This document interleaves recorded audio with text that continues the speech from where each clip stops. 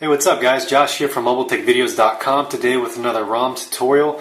Today we're going to be talking about ODIN, the actual ODIN software, and how to use it to reflash your phone and do some other things like that. Now I'm going to go ahead and open up the software.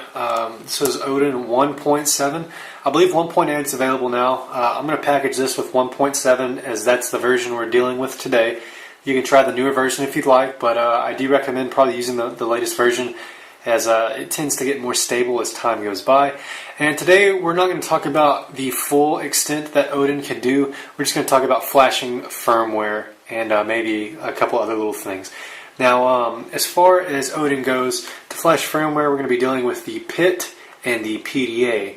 The PIT is a .pit file, the PDA is a .tar file. That tar file contains a lot of other things, such as the modem, the kernel, the factory RFS. The PIT file itself is a BML partition layout file that tells ODIN how to flash the files to your phone. So we're working with a Samsung Vibrant today that we're going to flash back. We've done some stuff here. We've rooted the phone, changed some things, and we want to flash this phone back to stock. So we'd like to do that. So what we want to do first is power off the phone. Now, this is going to talk about getting your phone into download mode.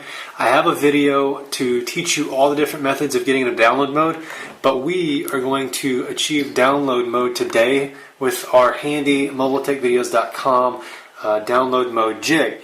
Now, you can get this jig for a very affordable price at my website. The link for that is below, and you can actually get that right now and check out that link. They're selling very well. People are buying them, lots of great feedback, and they're good for getting out of brick situations as well. They'll almost fix any brick situation except for a true hard brick. So the phone's powered off, and we're going to put this in a download mode. For us, we simply need to insert the jig, which is way easier, in my opinion, than the other methods. So we're going to put the jig in there, and it's going to put us in a download mode. Now, we've got our USB cable plugged in on the other side. I guess the phone took a little longer than I thought to power off. Once it did, it popped right into download mode as expected. So we've got our USB cable plugged in on the PC side.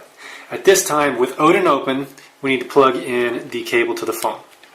It plugs in, and our COM is detected. Now, before all this happens, you need to make sure that you have the actual Galaxy S drivers installed on your computer. Your machine needs to understand what the phone is, or else this won't work. I'm assuming if you're at the point of flashing firmware that you've already done that. If you haven't, just do a quick read up on how to get those drivers installed. It's a simple executable package that'll do all that for you. But for the most part, most people have had their computers see their phone before, so we're not going to get into how to install drivers today with this video. So once our phone's plugged in, we're still in download mode. We got there with our jig, and we've got a COM port. This means that ODIN has now added and accepted the device. Now we can pick our PIT file. So for us, we're going to go with the Vibrant PIT. I've renamed it for simplicity's sake. There's the Captivate PIT. To be honest, they're probably the same thing, as the BML partition schema is actually the same. But we're going to pick our Vibrant PIT, and then we're going to choose our firmware. We're going to flash back to the stock Vibrant JFD 2.1 firmware. So that's a tar package. Now, if I wanted to show you what that looked like, I could actually go out to that package. I'm going to go ahead and show you guys this, so that way you can see what's inside of these tar files. So Android ROMs, and I think I keep it out here. There it is, JFD. And let me close the free message for WinRAR. I use WinRAR to open these packages. Now, we've got cache.rfs, dbdata.rfs, factoryfs.rfs, the modem, which is how the phone interacts with your network, param.lfs, which stores all the boot images and stuff like that, as well as the Z image, which is the kernel. So basically, we've got the actual operating system files, the database system files, the modem, the partition that controls all the boot images and how the phone interacts with those logos, and then we've got our kernel. All those files are going to be flashed in order according to our PIT file. So that's what makes up a typical firmware tar package. So we've already picked our PIT, we've picked our tar file. Now be sure to do this in the exact order I said. You open ODIN, you put your phone into download mode, connect it to the PC, and this will pop up. Select your two files for PIT and PDA, and now we're ready to start. So at this point we can literally just click start. Do not unplug your phone. There's a warning on the phone that says do not turn off target. Don't turn it off. If you turn it off at this point, you can actually brick your phone for good. Don't worry too much about that either. I do offer an extended JTAG debricking for $75, but you don't want to have to get to that point when you could just not turn off the phone. So be sure you've got a full battery on the phone, a full battery on your laptop if you're not on AC power.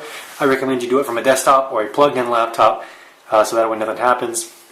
You just don't want this to turn off. So as you can see here, it's gotten the PIT for the mapping, a firmware update has started, and it's flashing these files in a certain order. We've got our cache, our modem, our factory, so it's already flashed the modem and a couple of other files, and on the phone we see our blue progress bar to indicate how we're doing. Now this is going to go ahead and take another few moments to finish. We're going to allow it to finish, and we'll do a recap and talk about what was done to the phone, and we'll give you a tour of how the phone is after the flash. Okay, our flash is almost done. I just wanted to show you guys what to expect on the phone side when this completes. So, I'll show the recap. This is going to reset the phone in a moment and turn blue. There goes the param, there goes the kernel, and the data. It resets, turns blue. You get a green indicator for a pass, as well as how long it took. It took us 2 minutes 11 seconds. There's our vibrant screen. We're going to get some information to confirm that everything it thought it did checks out correctly, and then we're going to do a formatting data, blah, blah, blah, blah. Keep in mind that this process will wipe all the applications you've installed on the phone. This does not wipe the actual internal SD card, but it does wipe all system folders as well as any applications, so be sure to back those up ahead of time. Remember, I do have a titanium backup video as well as an SMS backup video to teach you how to back up applications and text messages. You can view either one of those right here next to my two fingers, and you can see that as well. So now we're booting up.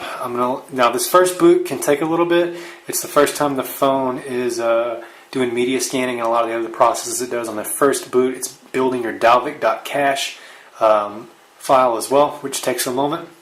So we're going to give it a second, and we'll come back and review our changes and recap, and we'll be done.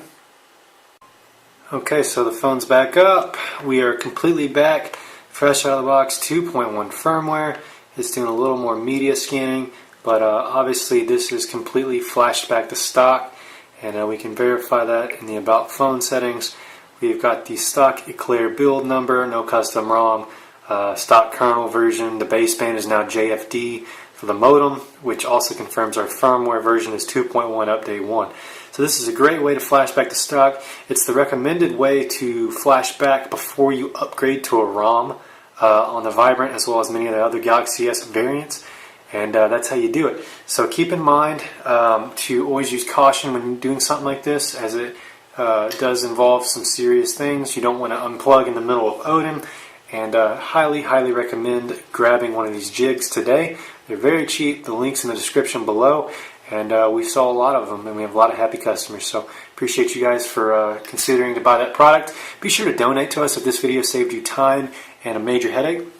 We appreciate our donations. They help pay our web hosting, and I can't say thank you enough to the people that have actually donated at this point. I appreciate each and every one of you, and you guys really help me out a lot. So I appreciate you for appreciating me. So anyways, if you're ready to take on a mod or a firmware flash like this, good luck.